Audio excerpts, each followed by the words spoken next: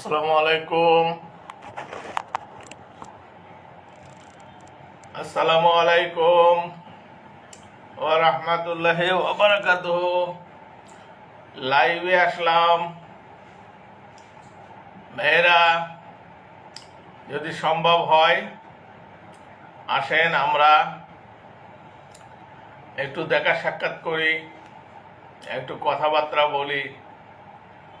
চলছে মুহররমের মাস, শোকের মাস। এই মাস আনন্দ,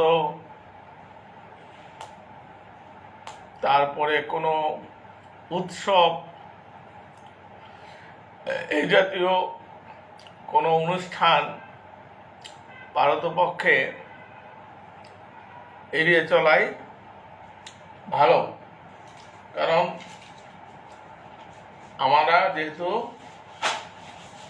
আমরা যেহেতু মুসলমান, আর মুসলমান শব্দের অর্থ যেহেতু আত্মসমর্পণকারী, এই আত্মসমর্পণকারী হচ্ছে আল্লাহ রাসূল এবং আল্লাহ এবং রাসূলের মনোনীত ব্যক্তিগণের কাছে সমর্পিত হওয়া বা নিজেকে সঁপে দেওয়া। এখন যদি আমার নেটটা স্লো হচ্ছে, দেখি আমার নেটটা ওয়াইফাই কানেকশন খুব স্লো।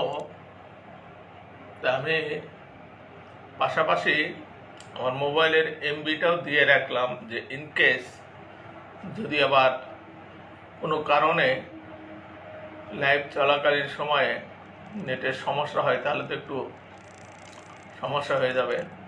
যাই হোক, ওটাকে মাথায় রেখেই আমি পদ্ধতি গ্রহণ করলাম। তো এখন আমরা এই আশুরা সম্পর্কে এবং আশুরার তাৎপর্য এবং ইমাম হাসান ও ইমাম হুসাইন আলাইহিসসালামের কিছু গুণ কীর্তন করব। তে আমরা শুরু করার আগে কিছু